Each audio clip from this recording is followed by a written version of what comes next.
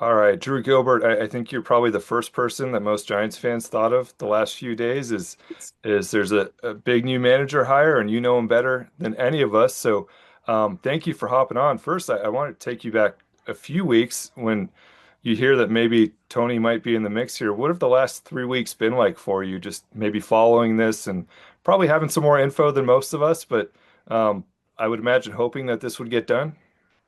Yeah, for sure.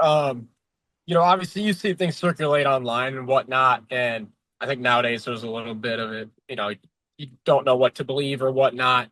Um, and people are always coming up with ideas and whatnot. So yeah, was I entertained by the idea? Absolutely. Did I think it was actually going to happen? I wouldn't say I think you don't really anticipate anything not happening at this day and age. Um, but no, it was super exciting to see that what happened yesterday, and no, I'm really excited to see what happens. I love him obviously. I have a good relationship with him, and no, he's been super impactful for me. So really excited. Are you trying to avoid texting him too much the last few weeks, or were you telling Yeah, him I like good restaurants or for sure. No, I to an extent, because I mean I've always kind of been that way with him, unless I really got something to say, just because I know how much goes into that job, even at Tennessee, right? You have your day to day practice stuff, but then you got recruiting calls, visits, and all that stuff. So that kind of takes up the whole day. So I try to leave him alone as much as I can. he went to Coors a few weeks ago, or I guess a couple months ago, to see some of his former players, and maybe that's where a lot of this started. Did you get to see him then, and how aware were you that maybe this could be coming up down the line if you saw him there?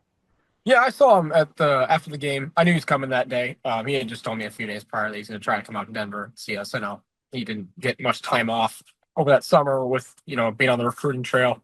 But yeah, I was able to see him after the game, and it was brief because he had to run. He had a flight to Mhm. catch. But yeah, just was able to talk to him, and it's always great to see him just because you don't get to see him as often. With being in professional Yeah. baseball and him having the schedule that he does. So yeah, it's great to see him. And no, I was more so just catching up. Wasn't I don't think that was much of a topic at the time. Yeah, a little Uh, early. so yeah, Explain to us, I think all Giants fans and us reporters have been following Tennessee baseball now for the last week and seeing how passionate that fan base is about Tony and losing him. And I'm watching the scrimmage the other day, and former players are stopping by. Explain to us why he's so popular there. yeah, I think it's a testament to what he created there at Tennessee. When he got there, and I think it would have been 2017 if I remember correctly. Tennessee baseball program really wasn't anything to be proud of at the time. I think you ask anybody, they'd say that. So when he got there, it was kind of built it from dirt. And I think he gave that fan base something to be excited about.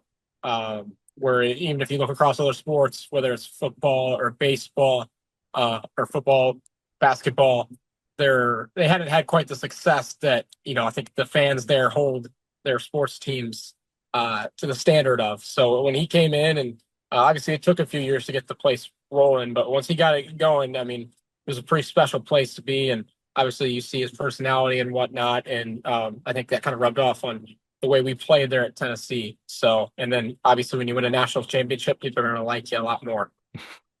Do you remember how he recruited you, or what was so effective about getting you to Tennessee?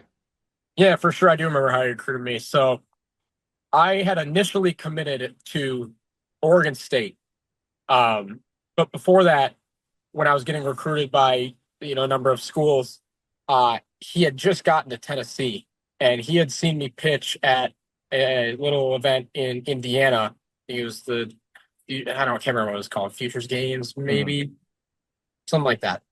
Uh, but I mean, he just got there, and he recruited really, really hard, really, really hard. But at the time, I just didn't think anything of Tennessee because he had just got there. Like I said, like there was nothing really to be excited about Tennessee other than him.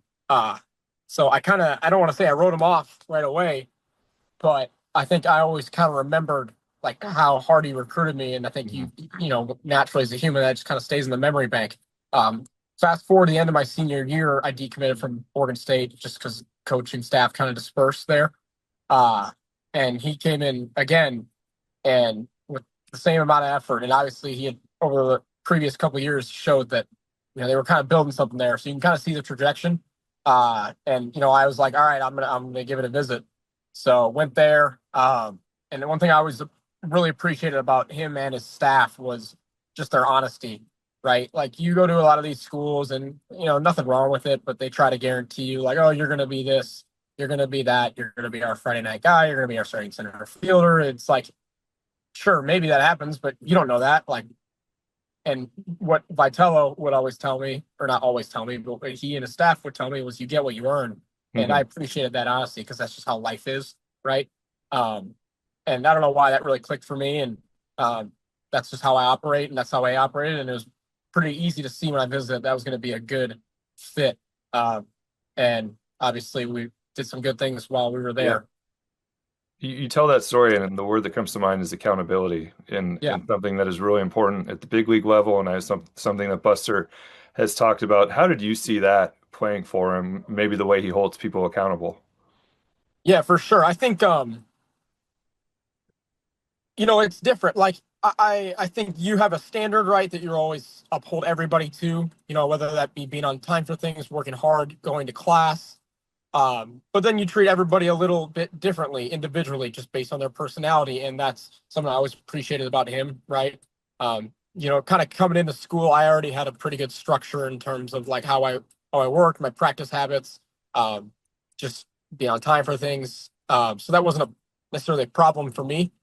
But it was awesome to see how that system that I guess he developed would impact kids over a 3-year course. Hmm. So at the time, the transfer portal and NIL wasn't a thing, so you were able to see like how kids develop, not only as players but as people.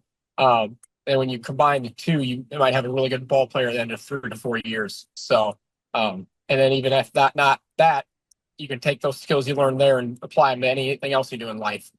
So I think, and it's really organic too. That's the best part about it. It's not like this corny stuff or whatnot. And I think maybe people have that misconception. It's not. It's just it's organic.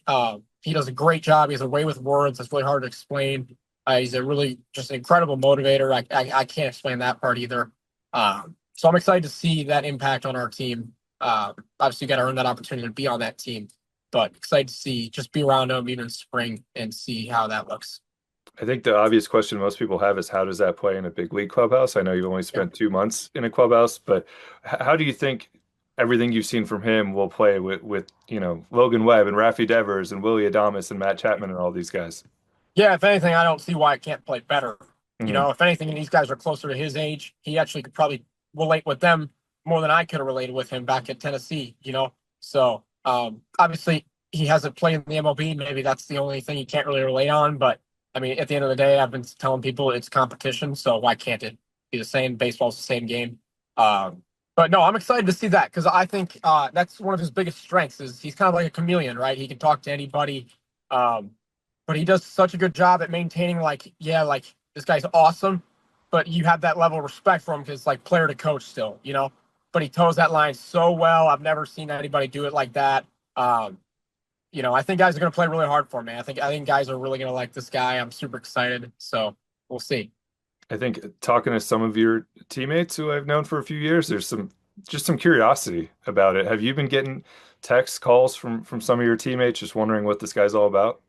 Yeah, absolutely. I have been. I can, and I've responded to them and whatnot, Mm. and said my piece. But at the end of the day, I think they'll find out, right? Like you'll find out pretty quickly what he's about, and I know I'm confident in that. So, and I'm excited for that because he's not afraid, and he's going to come in, and he's not going to be all up in your face like that. But you're going to understand what he's about and how hard he wants to compete and how bad he wants to win. So that'll rub off on everyone real quick, and I'm excited for that.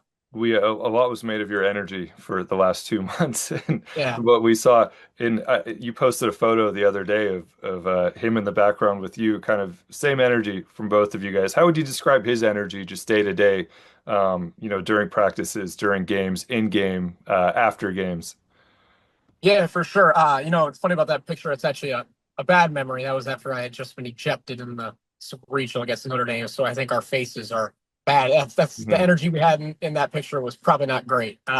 But no, to answer your question, kind of like how he goes about things on a day-to-day basis, that's one of my honestly favorite things about him is like the intensity he can bring on a day-to-day basis. I mean, I've seen it for long periods of time, like a year straight, right? Like same guy every single day, gonna bring it every day. His thing is attacking each task the same you would no matter like what the task is, and he shows that in practice. And uh, no, I'm excited. I'm excited to see how that plays out over a long season because I mean, people have asked me like, how is he gonna transition from 70 games to 162? And like my answer is, well, he's not playing, so I don't think it's gonna be a problem for him. Yeah, I actually know it's not gonna be a problem for him. It yeah, could be 280 games for all I care.